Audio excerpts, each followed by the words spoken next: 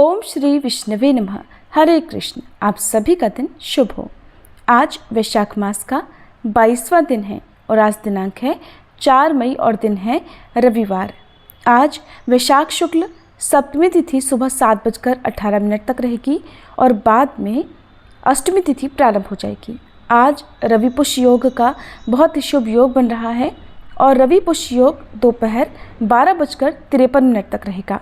आज वैशाख मास महात्म्य का 22वें दिन का अध्याय शुरू करने से पहले आपको सुनाते हैं वैशाख मास में सुनी जाने वाली धरती माता की कहानी। एक बार की बात है, एक बूढ़ी माई थी। वह धर्म और पुण्य अधिक करती थी। वह बूढ़ी माई इतना अधिक दान पुण्य और धार्मिक कार्य करती थी कि उसके धर्म पुण्य करने के कारण उसका घर सारा खाली हो गया। उसके घर में खाने को एक दाना तक नहीं रहा। यहाँ तक कि उसने जरूरतमंद लोगों को अपने घर की सारी आवश्यक वस्तुएं भी दान में दे दी। इसी तरह एक दिन उसके अत्यधिक धार्मिक पुण्य कार्य करने के कारण धर्मराज जी का सिंहासन डोलने लगा। तब धर्मराज जी कहने लगे, ऐसा कौन दानी हो गया जिसने धर्म पुण्य करके मेरे सिंहासन तक को हिला दिया।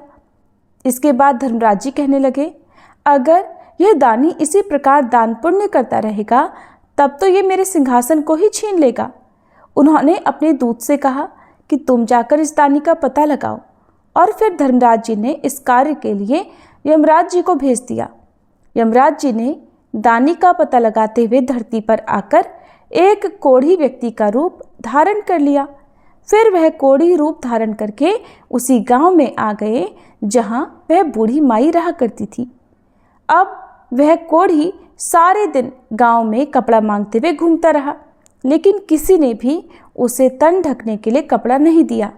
सर्दियों का समय था, कड़ाके की ठंड पड़ रही थी और वह कोढ़ी फटे पुराने भेष में घूमते हुए सभी लोगों के घर के सामने से गुजरते हुए आवाज़ लगाता जा रहा था, कोई मुझे कपड़ा दे दो, कोई मुझे कपड़ा दे दो, तन ढकने के लिए मुझे कोई कपड़ा दे दो।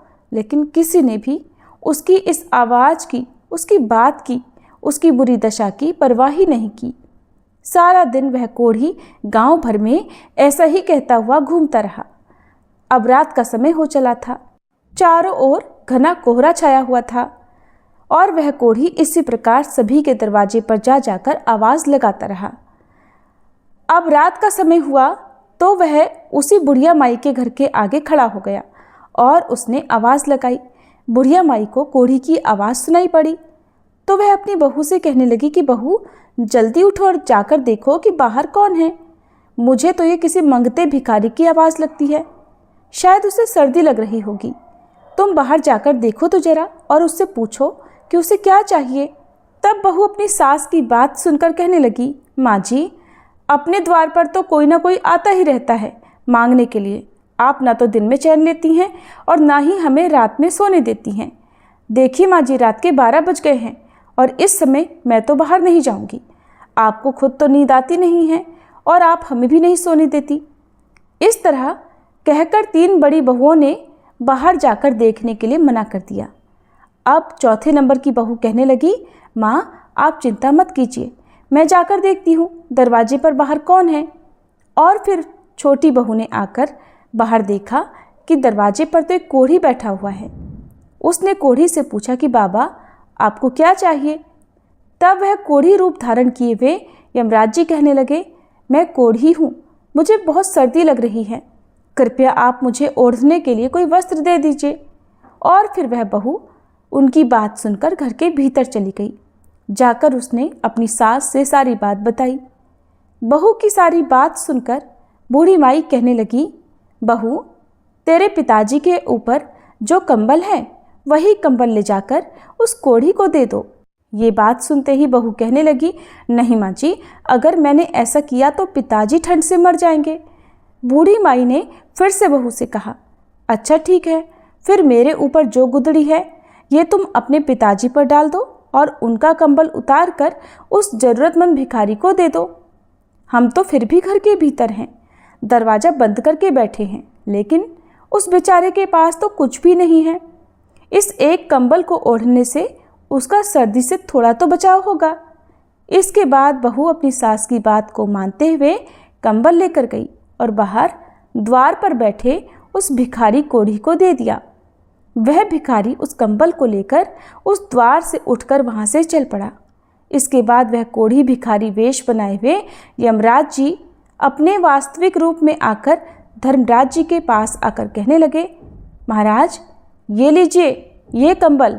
गांव के बाहरी हिस्से में एक बूढ़ी माई रहती है और वह बहुत अधिक दान पुण्य करती है। उसके घर में तो एकमात्र यही कंबल बचा था और वह भी उसने मुझे दान में दे दिया। उसके घर में तो अब दान करने के लिए कुछ भी नहीं बचा। सब बात सुनकर धर्मराज जी कहने लगे कि अब तो वह बूढ़ी माई अवश्य ही मेरा सिंहासन ले लेगी। और फिर धर्मराज जी दूत से बोले कि तुम जाओ और उस बूढ़ी माई को यहाँ लेकर आओ।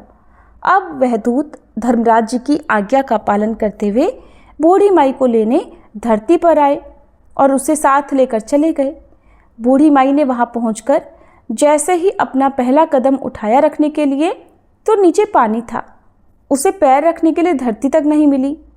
ये सब देखकर बूढ़ी माई अचंभित रह गई और जहाँ बूढ़ी माई खड़ी थी वो वहीं खड़ी की खड़ी रह गई। फिर मन में कुछ सोच विचार करती हुई भगवान से कहने लगी, हे भगवान ये सब क्या है? अब मेरा क्या होगा? मैं पाँव कहाँ रखूं? महाराज मेरे पैरों के नीचे तो धरती ही नहीं है, मुझे धरती चाहिए, मुझे आप धरती दीजिए। भगवान बोले, बूढ़ी माई धरती तो तुमने कभी मोल नहीं ली, फिर भला मैं तुम्हें कहाँ से धरती ला कर दूँ? ये बात सुनकर बुढ़िया माई को क्रोध आ गया। मारे क्रोध के कहने लगी, जब मुझे यहाँ खड़ी रहने के लिए और चलने के लिए धरती ही नहीं मिलेगी तो फिर आप मुझे लाए ही किस लिए हैं? धर्मराज जी कहने लगे, बूढ़ी माई धरती तो जो मोल लेता है उसे ही यहाँ धरती मिलती है। फिर बूढ़ी माई विनय भाव से कहने लगी, महाराज मैं ये सब नहीं जानती थी कि धरती किस प्रकार मोल लेते हैं। मुझे ये सब बताइए आप कि बिना धरती के मैं यहाँ कैसे रहूँगी? यहाँ स्वर्गलोक में मेरा क्या काम? मुझे आप तो धरती मोल लेने की सारी विधि अभी बताइए और मृत्युलोक में वापस भेज दीजिए। मैं धरती मोल लेकर ही आपके दूतों के साथ वापस आ जाऊंगी।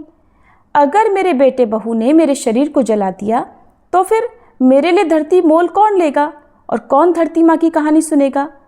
फिर मैं तो धरती मोल भी नहीं ले सकूंगी और ना ही इस स्वर्ग का आनंद उठा पाऊंगी। इसके बाद धर्मराज जी बूढ़ी माई के दान पुण्य को मन में विचार करते हुए उनसे बोले, बूढ़ी माई ठीक है तू जा। और फिर ये कहकर धर्मराज जी ने अपने दूतों को बूढ़ी माई के साथ धरती पर भेज दिया। उधर बूढ़ी माई रात में ही मर गई थी। जब सुबह हुई तो बेटे और बहू ने उसके अंतिम संस्कार की तैयारी करनी आरंभ कर दी। जब सारी तैयारियां हो गई तब उसके बेटे अर्थी को उठाकर चलने लगे। अभी वह अर्थी के साथ आधे रास्ते में ही पहुंचे थे कि तभी वह बूढ़ी माई कहने लगी, अरे बेटा तुम मुझे कहाँ लेकर जा रहे हो? तब उनका बड़ा बेटा कहने लगा, अरे माँ जी इतनी जल्दी भूतनी कैसे बन गई?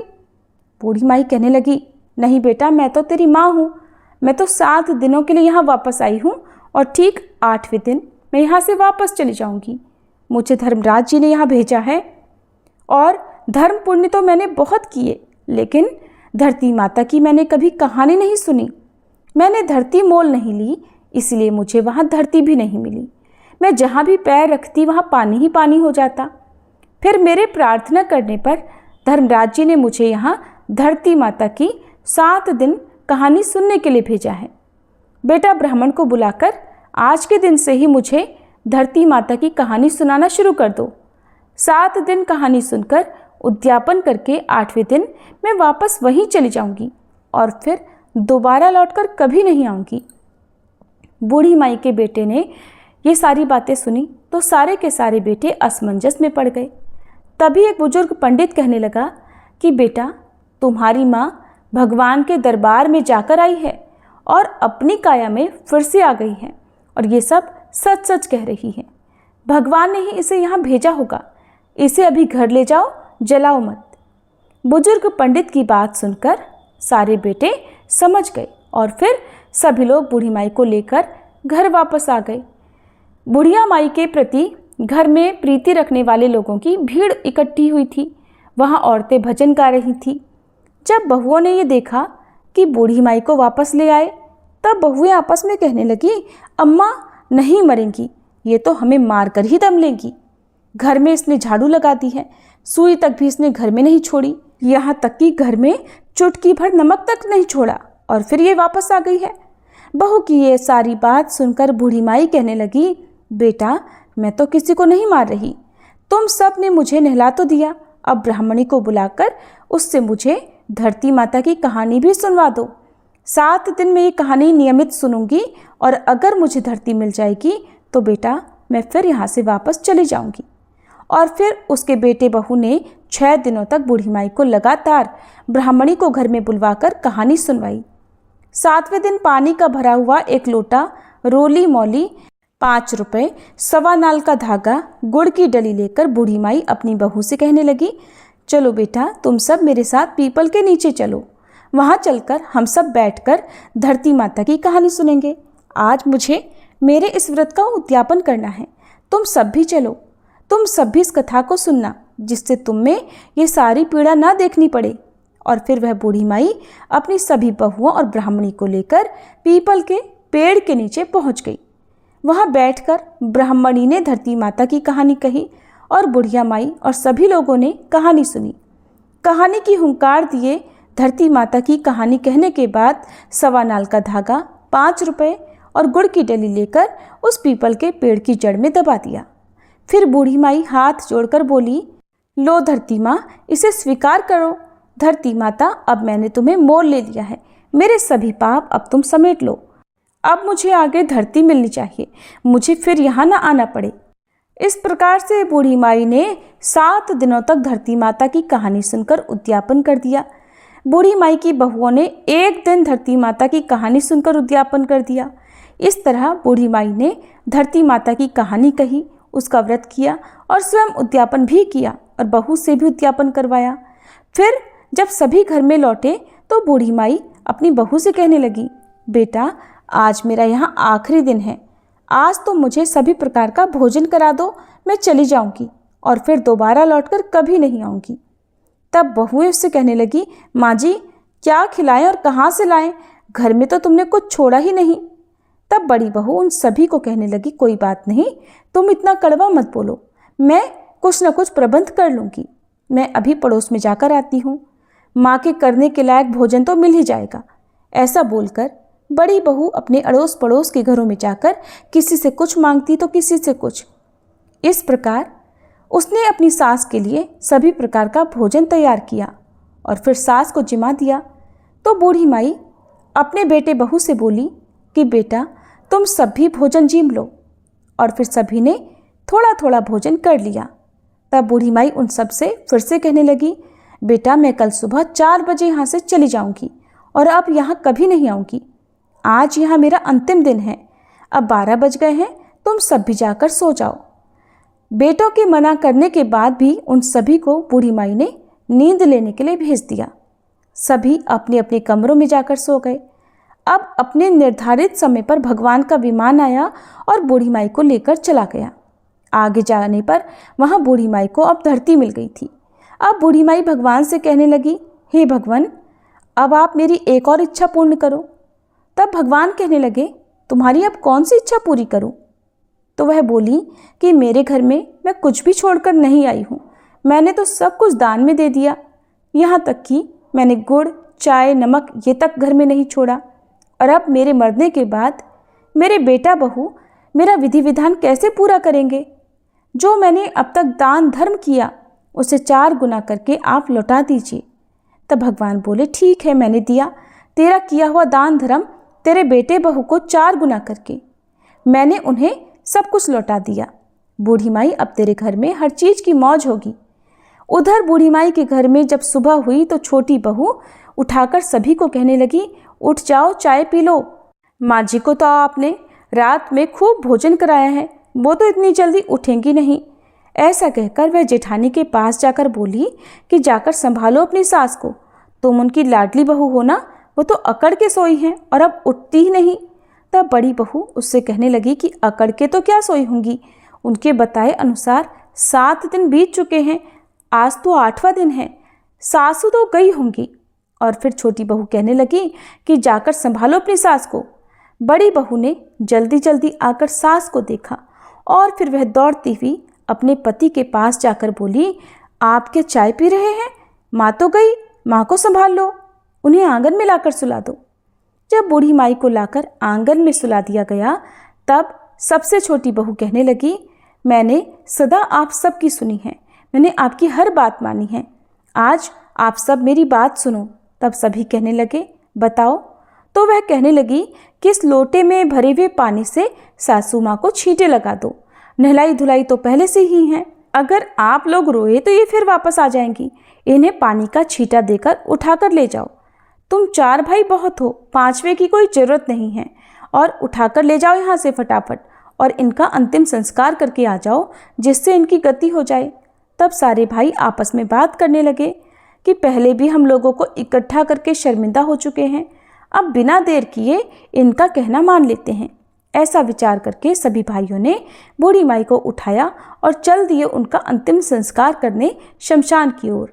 तभी रास्ते में पीपल के नीचे बैठी कुछ औरतें जो कहानी सुन रही थीं कि बूढ़ी माई के बेटों को इस तरह जाते देखकर वो समझ गई और एक दूसरे से बोली, वैशाख का पावन महीना है, बूढ़ी माई तो मर गई और बहुओं ने भजन तक नहीं गवाए, चलो हम ही वहाँ चलकर भजन गाते हैं, 2-4 राम के नाम लिए जाएंगे। तो ये विचार कर वह सभी बूढ़ी माई के घर जाकर भजन गाने लगी।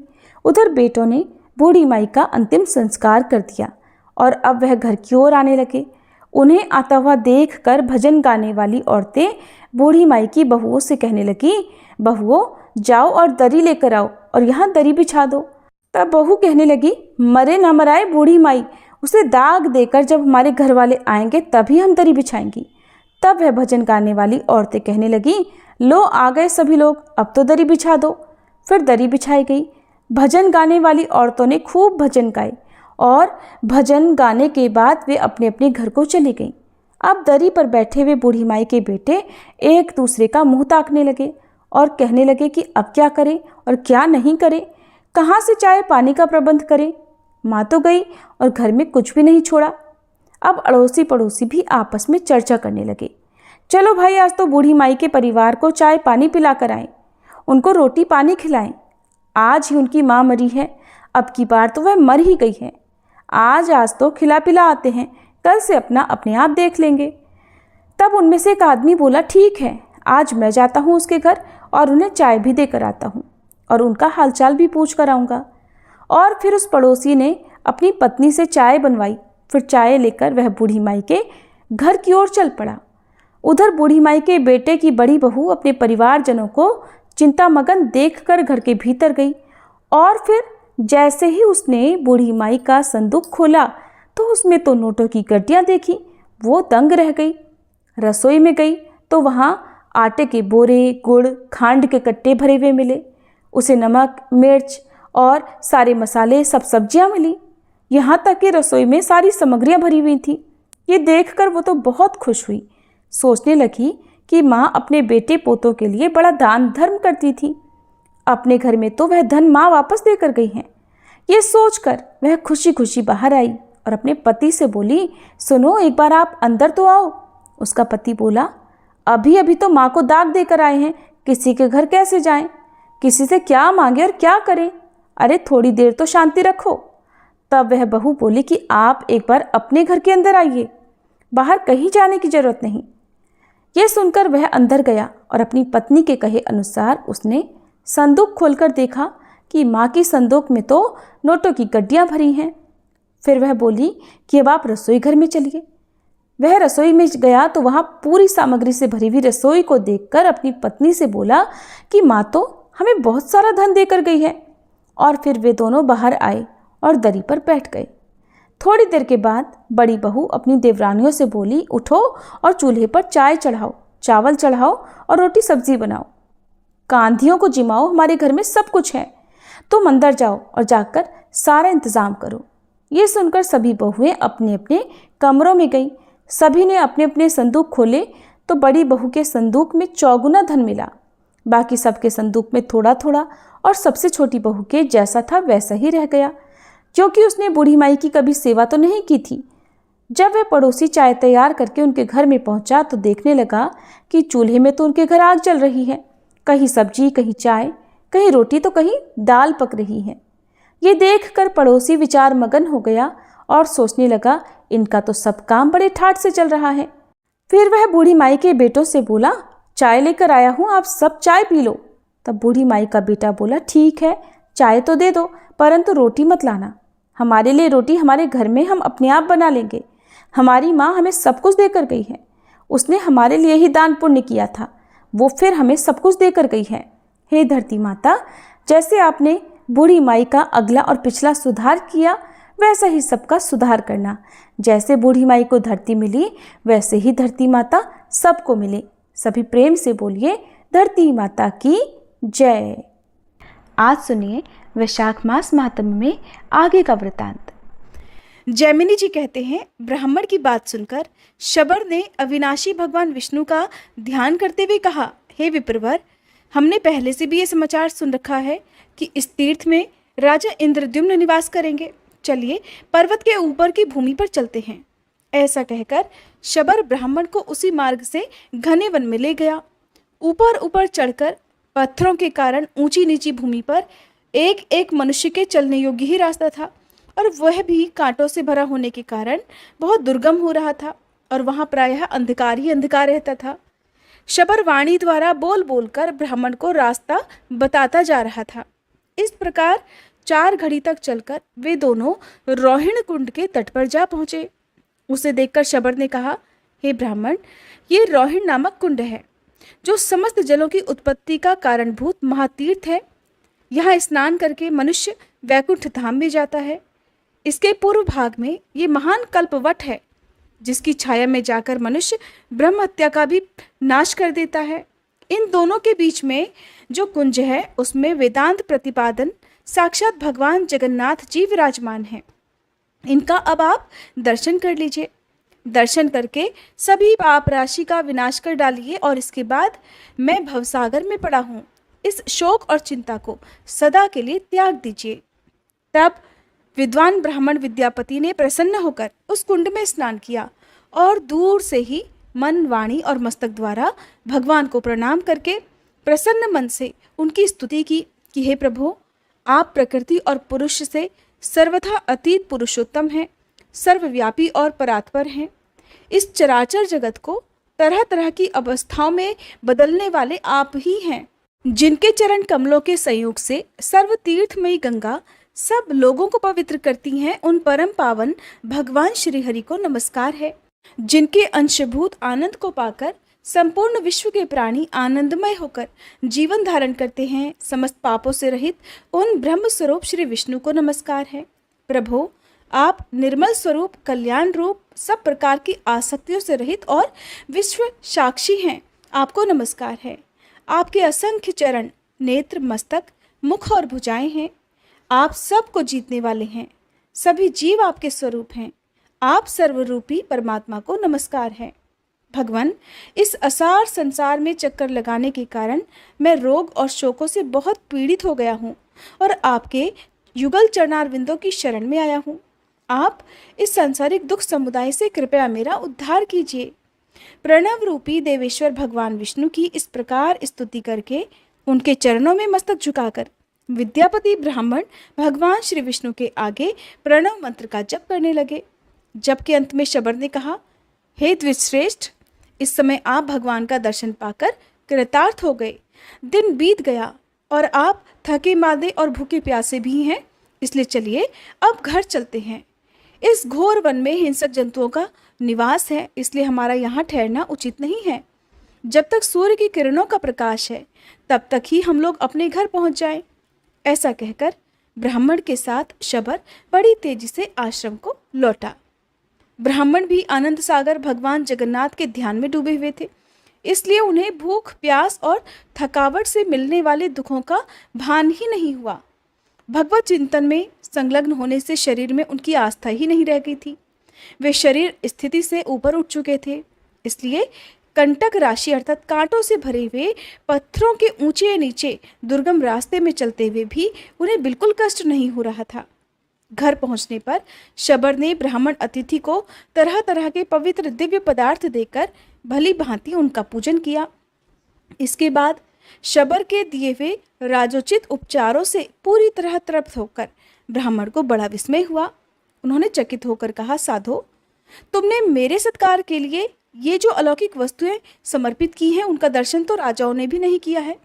तुम्हारे घर में ऐसी दिव्य वस्तुओं का इकट्ठा होना बड़े आश्चर्य की बात है। तब शबर कहने लगा कि हे द्विश्रेष्ठ, इंद्र आदि देवता प्रतिदिन दिव्य उपचार लेकर जगन्नाथ जी की पूजा करने के लिए आते हैं। पूजा करके भक्तिपूर्वक स्तुति और नमस्कार करते हैं।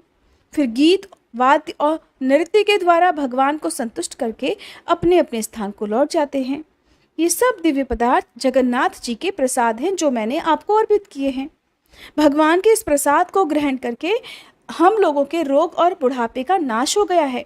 जिसके सेवन से मनुष्य मोक्ष का भागी होता है, उस प्रसाद का अगर ऐसा प्रभाव हो तो ये कोई आश्चर्य की बात तो नहीं है।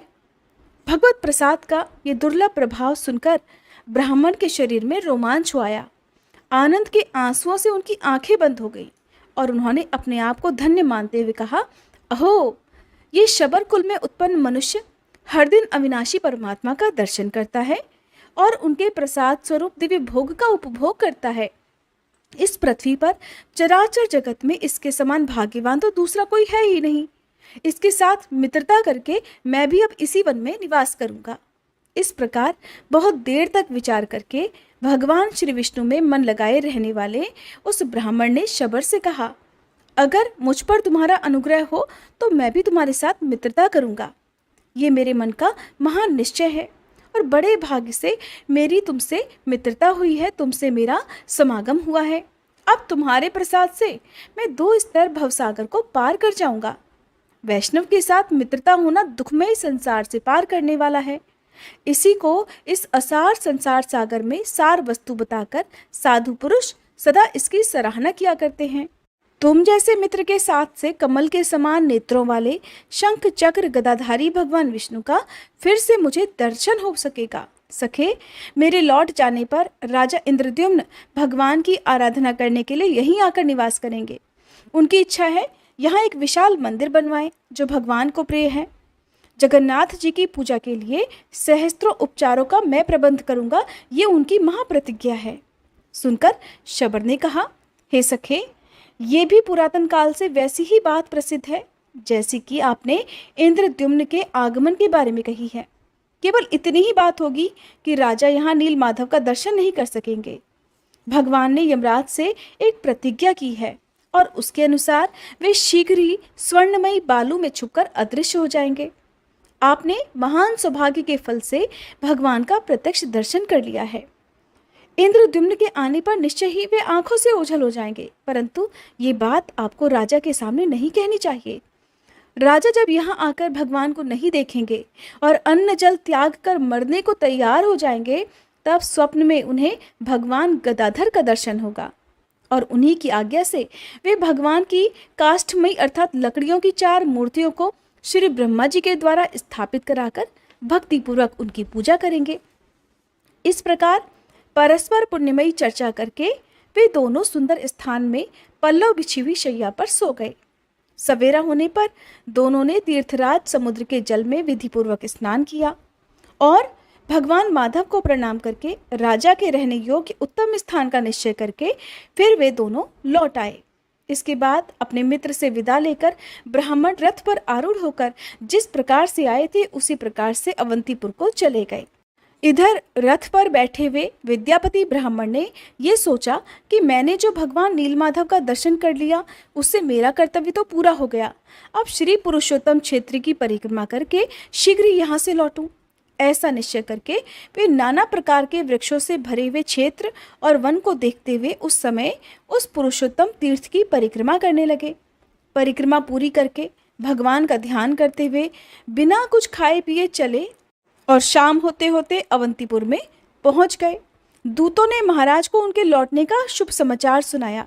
सुनकर महाराज इंद्रद्युम्न बहुत प्रसन्न हुए। वे भगवान जनार्दन की पूजा करके विद्वान ब्राह्मणों के साथ प्रसन्नतापूर्वक बैठे और विद्यापति के आने की प्रतीक्षा करने लगे। ठीक इसी समय प्रवेश मार्ग बताने वाले छड़ीदार सिपाहियों द्वारा और द्वारपालों द्वारा सूचित किए हुए रास्ते से अत्यंत उतावले हुए पुरवासियों के साथ विद्यापति ब्राह्मण ने भगवान नीलमाधव की प्रसाद स्वरूप सुंदर माला हाथ में लेकर राजा के आगे दरबार में प्रवेश किया। उन्हें देखकर राजा सिंहासन से उठकर खड़े हो गए और हे जगदीश प्रसन्न होइए ऐसा कहकर उनके पास गए। इसके बाद वे इस प्रकार बोले कि आज मेरा जीवन जन्म और कर्म दोनों ही दृष्टियों में सफल हो गया, क्योंकि इस समय मैं यहाँ प्रसाद माला के रूप में साक्षात माधव का ही दर्शन कर रहा हूँ। संसार के समस्त पापों का विनाश करने वाली भगवान श्री विष्णु के मस्तक पर चढ़ी हुई इस दिव्य माला को मैं प्रणाम करता हूँ। जिनके चरण कमलों की धूलि को अपने मस्तक में लगाकर श्री ब्रह्मा आदि देवताओं ने महान ऐश्वर्य प्राप्त किया है, उन भगवान विष्णु के श्री अंगों में लगे हुए उज्जवल अंगराग से संयुक्त पुष्पों की इस आधारभूत माला को मैं प्रणाम करता हूँ। हे नीलाचल के शिखर को विभूषित करने वाले पापहारी हरि, आपकी जय हो। शरणागतों की पीड़ा दूर करने वाले श्रीमान नारायण, मैं आपकी शरण में आया हूँ, कृपया मेरा उद्धार कीजिए। आंसुओं से भरी गदगद वाणी में इस प्रकार कहते हुए राजा इंद्रद्युम्न ने धरती पर मस्तक रखकर फिर भगवान को प्रणाम किया। उस समय उनके अंग अंग में रोमांच हो आया था। वे विद्यापति ब्राह्मण भी समस्त पापों से रहित होकर भगवान माधव का ध्यान करते हुए राजा के सामने उपस्थित हुए और इस प्रकार कहने लगे, महाराज, अपने तेज से संपूर्ण लोगों के पापों का निवारण करने वाले भगवान बुद्धिमान नीलाचल शिखर निवासी श्री माधव आप पर कृपा करें। ऐसा कहकर विद्यापति ने वह माला राजा इंद्रद्युम्न के गले में डाल दी। राजा ने भी उठकर अपने हृदय पर लटकती हुई माला को देखकर ऐसा माना कि इसके रूप में साक्षात भगवान लक्ष्मीपति ही मेरे हृदय में विराज गए हैं। फिर दोनों हाथ अपने मस्तक पर रखकर जोड़कर उन्होंने अपने नेत्र कुछ कुछ बंद कर लिए और आनंद के आंसुओं से गदगद कंठ होकर श्री हरि की इस प्रकार स्तुति करने लगे। राजा इंद्रद्युम्न बोले, समस्त संसार की सृष्टि, पालन और संहार रूपी शिल्प के कारीगर, आपकी जय हो। अपने विश्वरूप के रोम रोम में लीला से ही असंख्य ब्राह्मणों का भार धारण करने वाले हे नारायण, आपकी जय हो। प्रभु, आप सबके अंतर्यामी और शरणागतों का दुख दूर करने वाले हैं। ब्रह्मा, इंद्र तथा रुद्र आदि देवताओं के मुकुट से आपके चरणार बिंदों की विचित्र शोभा होती है। आप दीनों, अनाथों और विपत्तिग्रस्त प्राणियों की रक्षा में सदैव तत्पर रहते हैं। हे जगन्नाथ, हे भक्तवत्सल, मैं अनादिकाल से भ्रम में भटकने वाला दीन मनुष्य एकमात्र आपकी ही शरण में आया हूँ। आप कृपया मेरी रक्षा करें। इस प्रकार स्तुति करके राजा अपने आसन पर बैठ गए। उस समय गृहस्थ, ब्रह्मचारी, वानप्रस्थ और सन्यासी सभी उन्हें घेरे हुए थे। 18 विद्याओं में कुशल यज्ञकर्ता ब्राह्मणों के साथ राजा ने बहुत आदरपूर्वक विद्यापति जी का पूजन किया और अपने सामने चौकी पर बिठाकर आदि से ही यानी शुरुआत से ही कुशल समाचार पूछा। पुरुषोत्तम क्षेत्र के महात्म्य, नीलमणि विग्रहधारी भगवान विष्णु की महिमा तथा स्वरूप के बारे में भी प्रश्न किए। तब विद्यापति ने अपने अनुभव में आए हुए शबर द्वीप में प्रवेश से लेकर समुद्र में स्नान करने तक के पुरुषोत्तम क्षेत्र संबंधी सारे वृत्तांत को विस्तार पूर्वक कह सुनाया। नीलाचल पर चढ़ना, नील माधव का दर्शन करना, रोहिण कुंड में स्नान करना, कल्पवट की महिमा, नरसिंह आदि स्वरूपों की प्रतिष्ठा, 8 शिव और 8 शक्तियों की स्थिति, रथ से घूमकर देखी हुई पुरुषोत्तम क्षेत्र की लंबाई और चौड़ाई, सबका क्रमशः और बिल्कुल वैसे ही वर्णन कर दिया। यह अद्भुत वृतांत सुनकर राजा बहुत प्रसन्न हुए। प्रसन्न मन से उन्होंने कहा, भगवान, नीलेंद्र मणिमय विग्रह वाले भगवान श्री विष्णु के स्वरूप का भी अब यथार्थ वर्णन कीजिए। तब विद्यापति बोले, राजन, मैं भगवान जगन्नाथ की उस दिव्य मूर्ति का वर्णन करता हूँ जिसे इन चर्म चक्षु अर्थात नेत्रों से देखकर मनुष्य मोक्ष का भाजन बन जाता है। भगवान की वह मूर्ति बहुत प्राचीन तथा इंद्रनील मणि नामक पत्थर की बनी हुई है। ब्रह्मा, रुद्र और इंद्र आदि देवता प्रतिदिन जाकर उसकी पूजा करते हैं। यह दिव्य माला देवताओं ने ही पूजा में अर्पित की थी। राजन, ये न तो कभी मलिन होती है और न कभी इसकी सुगंधी कम होती है। भगवान के दिव्य उपहार में आए हुए प्रसाद के सेवन करने से मेरे सभी पाप क्षीण हो गए हैं और मैं देवताओं के समान अलौकिक तेज से संपन्न हो गया हूँ। क्या आप इस बात को नहीं देख रहे हैं? महाराज, वहाँ भोग और मोक्ष दोनों एक ही साथ स्थित हैं। बुढ़ापा, रोग और शोक आदि दुखों का वहाँ अत्यंत अभाव है। उस तीर्थ में विकसित नील कमल के समान विशाल नेत्रों वाले साक्षात भगवान जगन्नाथ प्रसन्न वदन से विराजमान हैं, जो शरणागतों को अमृतमय मोक्ष प्रदान करते हैं। राजा इंद्रद्युम्न ने फिर से पूछा, हे ब्राह्मण, जन्म से लेकर कुछ समय पहले तक तो आप कभी भी पुरुषोत्तम क्षेत्र में गए ही नहीं थे, फिर आपने वहां के दिव्य वृतांत को भला कैसे जान लिया? हरे कृष्ण। आज के अध्याय में बस इतना ही। इसके आगे जो कुछ भी हुआ उसके बारे में जानने के लिए कृपया आप अगले अध्याय का इंतजार जरूर कीजिएगा।